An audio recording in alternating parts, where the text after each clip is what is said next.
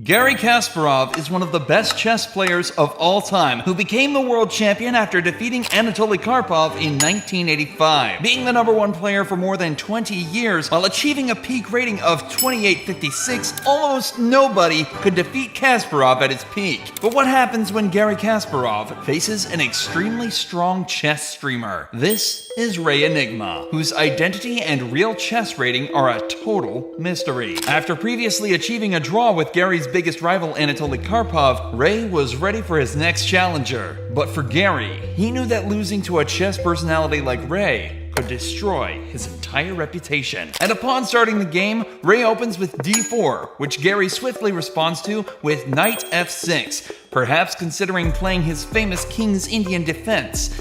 But after knight f3 and d4, the game turns into a symmetrical variation of the queen's pawn opening. After bishop f5, Ray has the option to trade the light square bishops and damage black's pawn structure, but in exchange, it would heavily weaken the e4 square.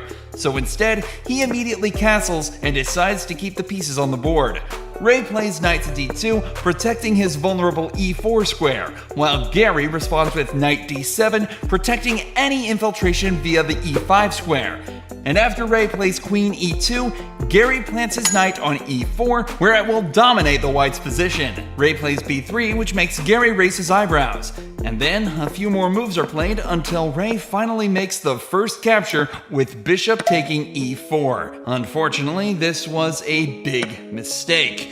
Not wanting to play a retreating move like knight to e1, Ray decides to put his knight on e5, forcing more trades, even at the expense of one of his own pawns. White plays knight to c4, kicking away black's queen and threatening to jump into d6. Then Garry lashes out with b5, essentially forcing white to play knight to d6. After rook d8, white has no option but to trade his knight for black's bishop. Then queen h5 was played by Ray, looking to cause some trouble for black's king.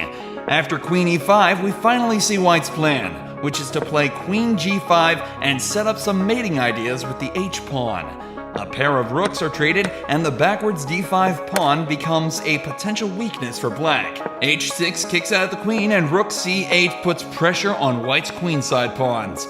Ray has no option but to go back with his queen to protect the c2 pawn. Garry defends the b5 pawn by playing a6, to which Ray responds with rook d4. Garry responds by finding the best move in the position, f4, breaking down white's pawn chain. After the pawns are traded, Garry jumps in with queen g3, attacking the undefended h4 pawn.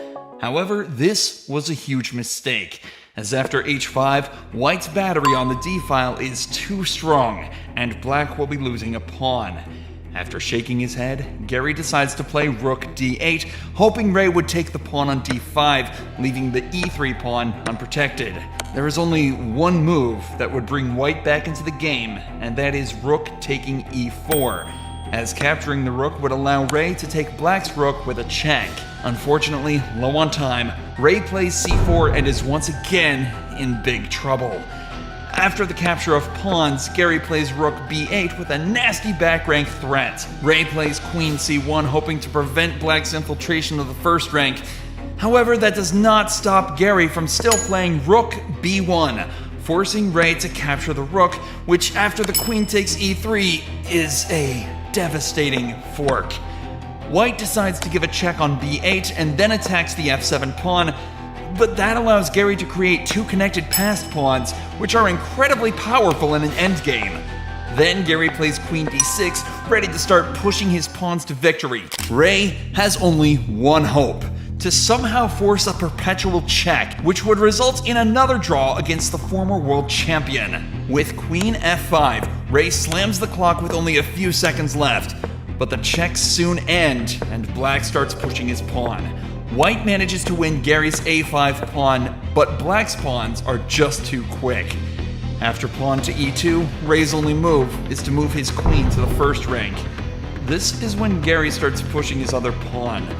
White tries to push his only passed pawn, but it's too late. Garry doesn't even capture the pawn but plays d2, ready to make another queen. Ray gives a check and prepares to make his own queen. However, after both players make a queen, the black king is completely safe, and another queen is on its way. With no good moves available, Ray's clock runs out. Before he could even resign, the players shake hands as the mysterious chess streamer is finally defeated, keeping Garry as the final boss of chess.